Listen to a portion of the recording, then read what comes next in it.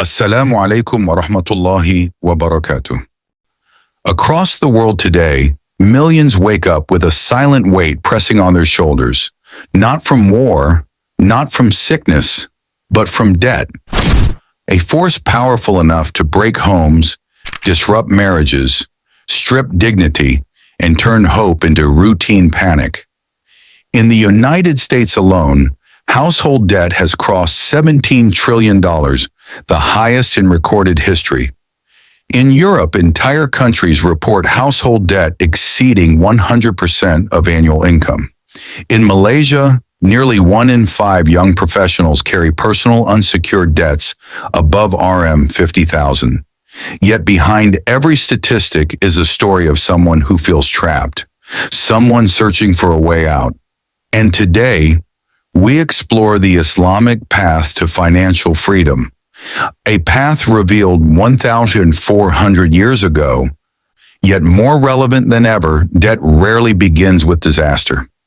It often begins with one small decision, a convenience purchase, a flexible loan, a monthly installment that seems harmless. But it grows, slowly, quietly. In the UK, young adults aged 25-34 hold an average of $13,000 in unsecured debt. In Malaysia, 40% of millennial debt originates from lifestyle expenses rather than emergencies. In the US, credit card APRs have climbed above 20%, making repayment nearly impossible for many.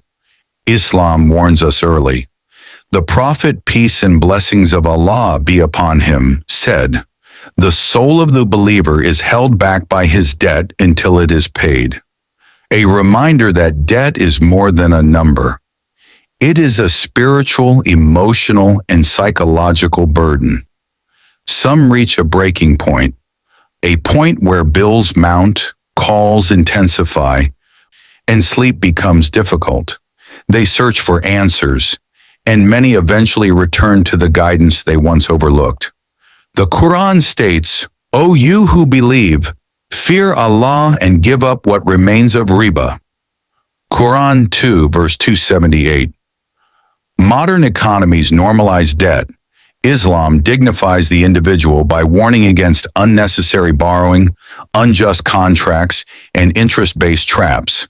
And within this guidance lie 3 prophetic solutions that can restore peace, structure, and Barakah. The first prophetic solution is conscious spending, a principle repeated throughout Islamic tradition. The Prophet, peace and blessings of Allah be upon him, said, "Eat, drink, give charity, and wear clothes, but without extravagance or pride." The data supports this approach. A major European study showed over 40% of consumer debt comes from lifestyle overspending.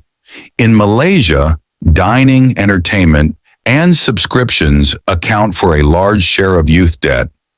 In the US, 48% of people cannot identify where 30% of their monthly salary goes. The Islamic solution is simple.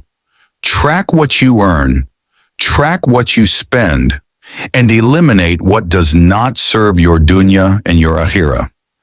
The second solution is strategic repayment, combined with the Islamic mandate to avoid riba. Allah says, "If you do not refrain, then be informed of war from Allah and His Messenger." Quran 2, verse 279. This warning exists because riba compounds debt, traps the poor, and destabilizes families. Modern data confirms this. In the U.S., over 65% of credit card users carry balances month to month, meaning interest is eating their income. In the EU, consumer credit is growing faster than wages. In Southeast Asia, digital microloans with hidden fees have surged dramatically. Islamic guidance recommends 1.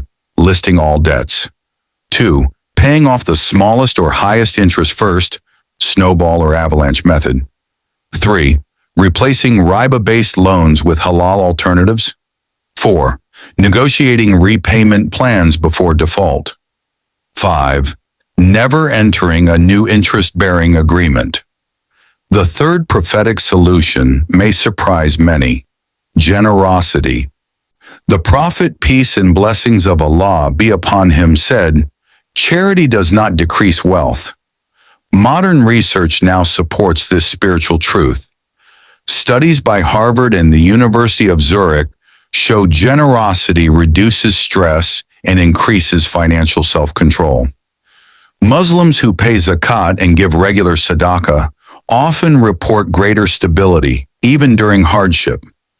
Communities that help each other reduce reliance on predatory loans. Charity purifies wealth. Zakat uplifts the poor. Sadaqah invites Barakah. These are not just acts of giving. They are tools for financial healing. Debt can break a person, but it can also awaken them. Islam offers a path: practical, ethical, time-tested. The three prophetic solutions: 1. Conscious spending. 2. Strategic repayment and avoiding riba. 3. Generosity and barakah. Ask yourself today, which expenses are draining your barakah? Which debt can you start tackling today? What small charity can shift your mindset from fear to hope? Freedom begins with one step. If this video opened your eyes, like the video, share it with someone silently struggling, and subscribe for more Islamic financial guidance. May Allah grant you clarity, barakah, and a life free of debt. Jazakumullahu khairan.